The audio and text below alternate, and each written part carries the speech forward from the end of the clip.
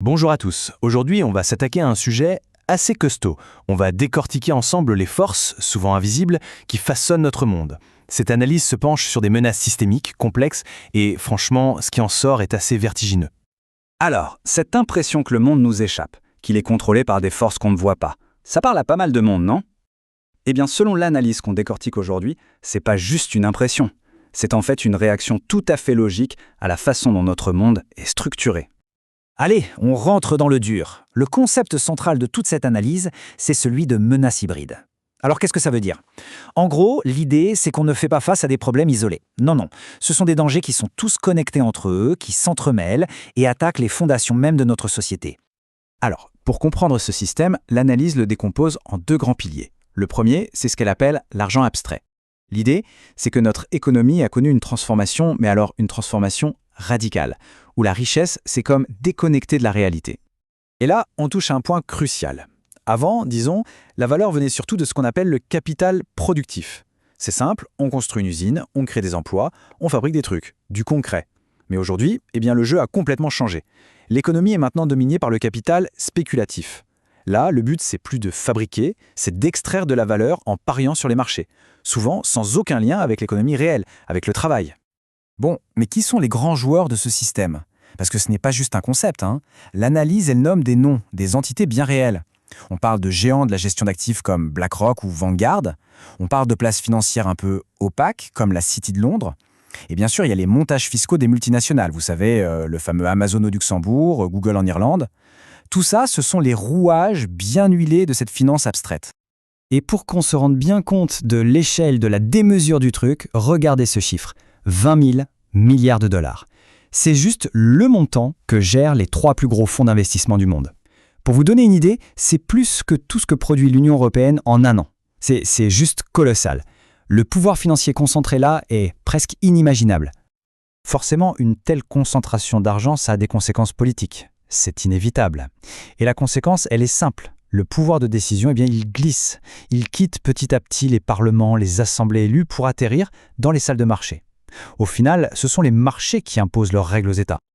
Ok, ça c'était pour le premier pilier, l'argent. Maintenant, passons au deuxième. Et celui-là, il nous touche peut-être de manière encore plus intime. Il s'agit de l'information.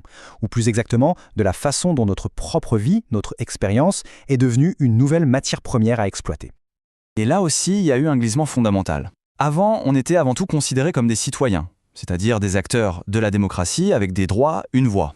Aujourd'hui, on est de plus en plus vus comme des utilisateurs. Et le rôle d'un utilisateur, c'est quoi? C'est de produire de la donnée comportementale qui est ensuite récoltée, analysée et bien sûr vendue. Et les outils pour faire ça, on les connaît tous, on les utilise tous les jours. C'est ce qu'on appelle le capitalisme de surveillance. Ce sont les algorithmes qui créent nos bulles de filtre, qui décident de ce qu'on va voir ou pas sur nos écrans. C'est le micro-ciblage politique, on se souvient tous du scandale Cambridge Analytica. Tout ça, ce sont les mécanismes, souvent invisibles, de cette nouvelle économie de l'attention. Il y a une citation de l'universitaire Shoshana Zuboff qui est reprise dans l'analyse et qui résume ça à la perfection. L'être humain devient une ressource économique. Voilà, tout est dit. Notre expérience de vie est devenue le nouveau pétrole de ce capitalisme.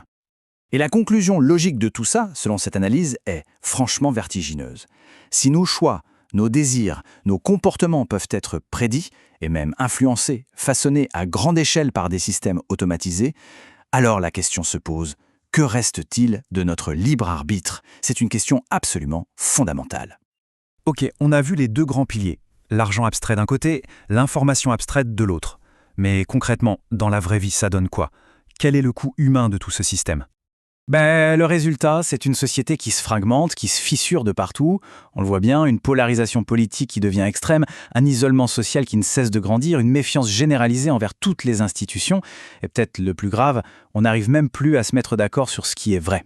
On perd cette réalité commune qui est le ciment d'une société. Et l'analyse va plus loin, avec un concept très fort, celui d'anesthésie sociale. C'est quoi l'idée? C'est que pour que le système tienne, il faut une sorte de calmant.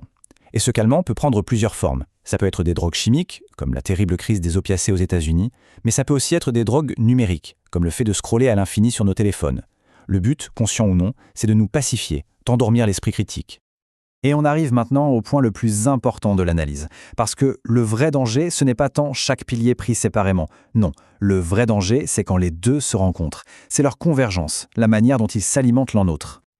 Regardons un peu cette boucle.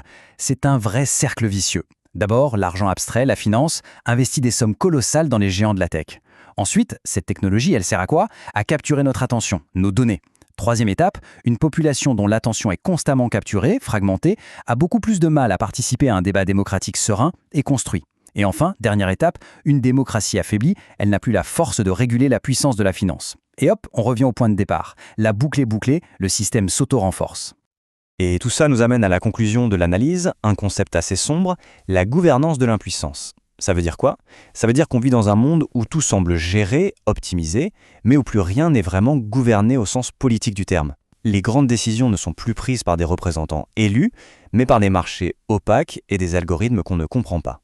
Et nous, les citoyens, on se retrouve spectateurs de notre propre destin. Et donc, on termine sur cette question. La question fondamentale que pose toute cette analyse et qui est à la fois très simple et absolument vertigineuse. Au fond, sommes-nous encore des sujets libres, des acteurs de nos vies, ou sommes-nous en train de devenir, sans même nous en rendre compte, de simples extensions des systèmes que nous avons nous-mêmes créés? C'est une question qui mérite, je pense, qu'on s'y attarde un peu.